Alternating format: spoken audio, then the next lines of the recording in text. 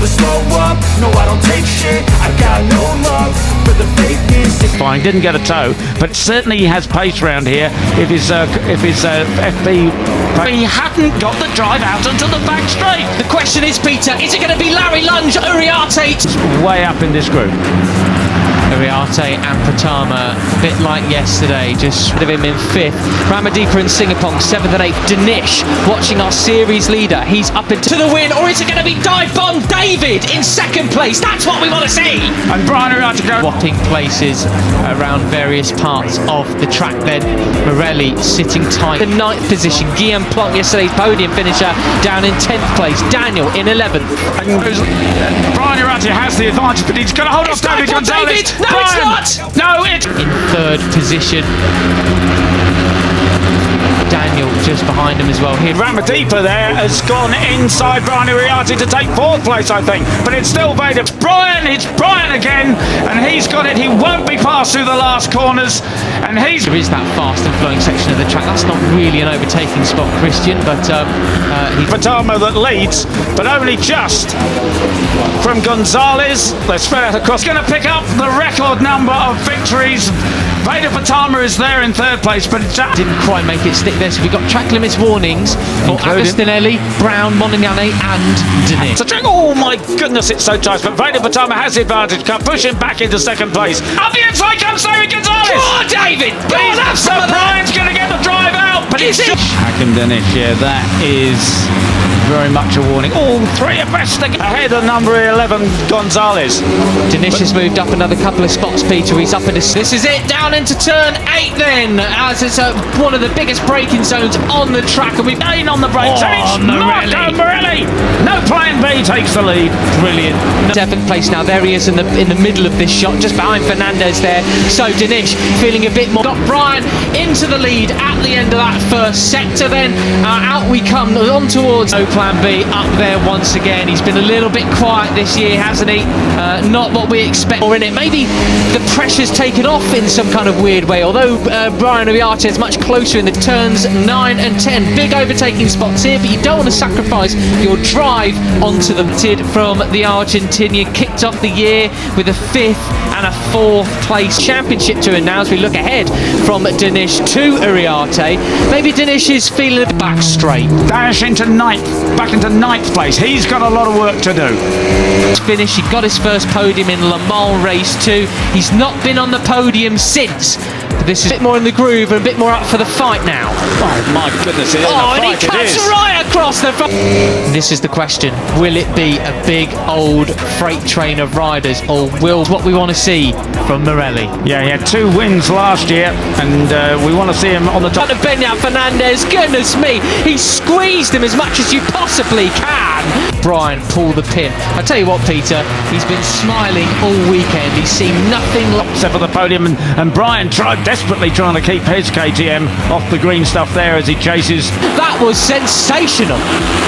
Okay, right, it is the 54 of Veda Pratama. The pure confidence every time I've seen him. Absolutely, isn't he? And, you know, Veda knocked Morelli away from the 1st corner. And, of course, him and Morelli came to blows back in Sachsenring, didn't they? And look at the... Still has the advantage, but only just. The white helmet of Karpushin in 2nd place. Knows that he can't afford to let him get away. He's got to get with Brian and give him a hard time.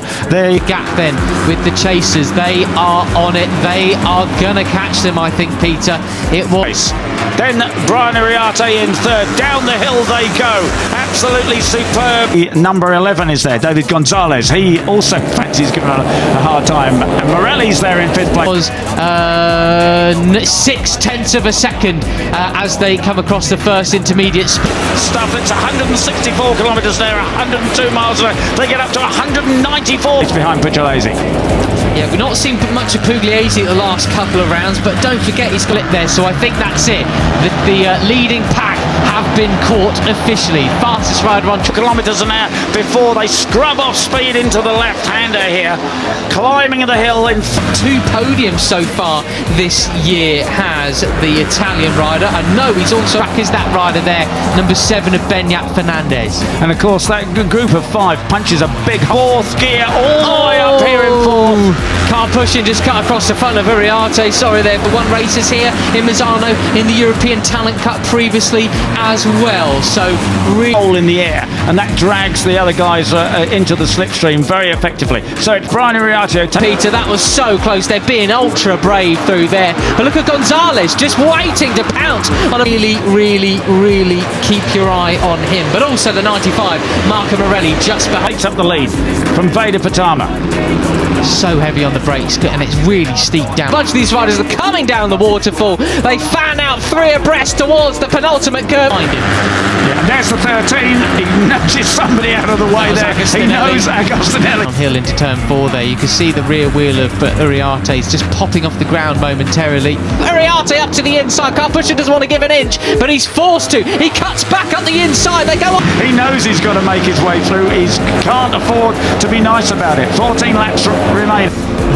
As they now come into the fastest sweeping section as Guillaume Plomb, first rider to off the track, over onto the black stuff, in towards the final corner. Uriarte has to give way and move. As you say, Pucciolesi, you know, he enjoys riding at home. He's got a huge fan following here. He said Have a long lap penalty for exceeding track limits. He's in 20th spot at the moment. That'll move him down, likely back down into 3rd place. yeah, he went from 1st to 3rd just on the scrub, and he loves the track. He says Mugello's even better, but I have fun here. I'm going to have a great. I can't wait to ride to last.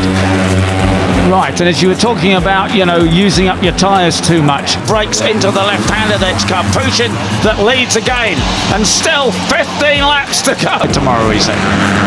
Well, on they come to the back straight. Well, one of the 2 back straights, I think I'd call. These Pirellis are really superb tyres. They do drop off. The performance does fade away slightly. But oh my goodness, I don't know how heart rate will stand this. Up the inside, it's the number 11 of This one, it's Brian Uriarte and David Gonzalez. Gonzalez definitely putting himself in the frame. But it's very predictable. So the guys can feel what's happening, and usually David Gonzalez, who has a look. Oh, someone's down in the background. Oh, it was Dinesh went for a potential world championship ride going forward, and he goes for the lead now. He doesn't give them any nasty surprises. It's Brian Uriarte that leads, but up the inside now, it's Brian Uriarte who has the advantage over Carpuchin in the white helmet. Gonzalez overtakes Brian, under braking into that left-hander, but how much of his drive has he sacrificed?